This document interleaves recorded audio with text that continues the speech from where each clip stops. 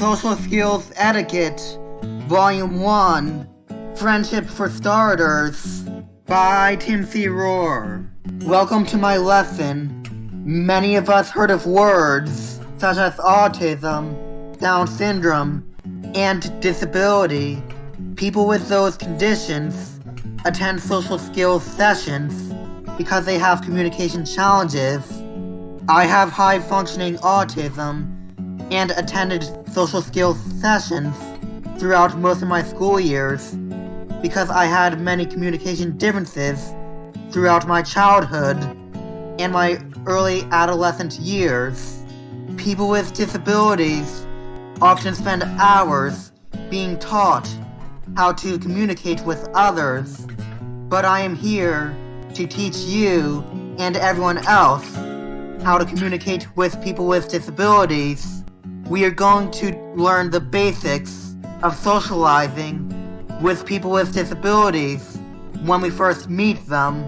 Raise your hand if you have any questions about how we can socialize with people with disabilities.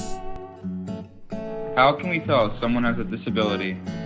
Every person with a disability is different.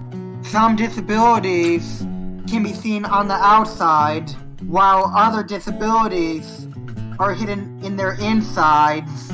If you witness someone who has a hard time learning, difficulty seeing or hearing, communicates in different styles, has different facial appearances, difficulty performing tasks, behaves differently, or is sensitive to certain sights, sounds, smells, or textures, those are signs that they may have a disability. There are many ways to communicate to their levels. What can we do if someone with a disability is sitting on a bench alone in public?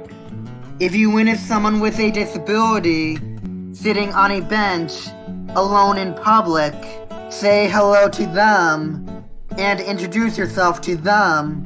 Some of them may be outgoing enough to respond to you right away, while others may take longer to answer you. If they do not answer you when you are trying to talk to them, try getting their attention again. It always helps to ask them again. Keep in mind that people with disabilities, especially autism, may not talk in the same style as you or the rest of the non-disabled population. If they show signs or if they tell you that they are not interested in social interaction, please respect their privacy. Just because some people with disabilities show signs that they are not interested in socially interacting with others, do not assume that all people with disabilities are like that. How can we communicate with someone with a disability once we meet them? Once you meet them, after you both introduce yourselves to each other, ask questions to learn about them. Ask them when their birthday is. Ask them about their hobbies, or what movies or television shows they like to watch. Ask them other questions, such as what their favorite color is, or if they have any pets. When they tell you about their interests, tell them about the interests that you have, and then see if you both share similar interests together. How do we talk to people with disabilities in the same style as them?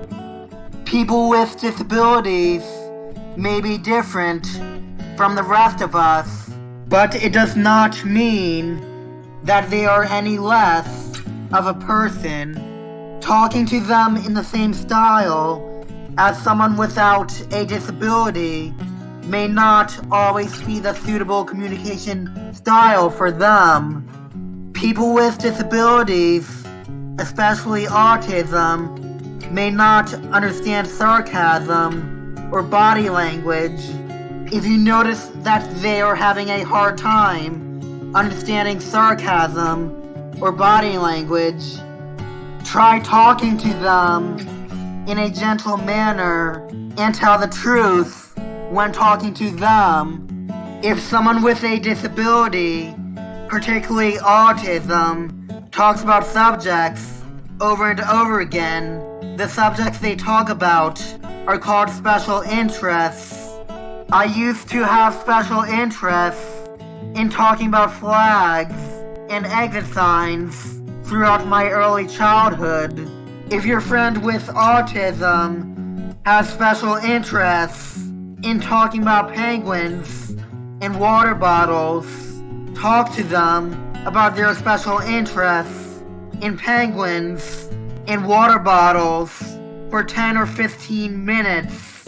And when it's time, invite them to talk about subjects that you want to discuss, such as your interests in sports or music. What are other things we can do to include people with disabilities? When you see someone with a disability at school, help them out with their class assignments. If you are both in the same class together, if the teachers allow that, helping them out with their class assignments can save time for the teachers and teaching assistants that provide support for people with disabilities. When you see someone with a disability at your job, help them out with a cash register, preparing food, or mopping the floors. When you witness someone in a wheelchair who is struggling to go upstairs, help them go upstairs by using a ramp if available. Thank you for learning about friendship for starters. Stay tuned for my next lesson on social skills etiquette. Please subscribe to my YouTube channel, Tips for Inclusion, the number 4. Check out my other videos and share my videos with your friends, family, and everyone around you. Check out my website and social media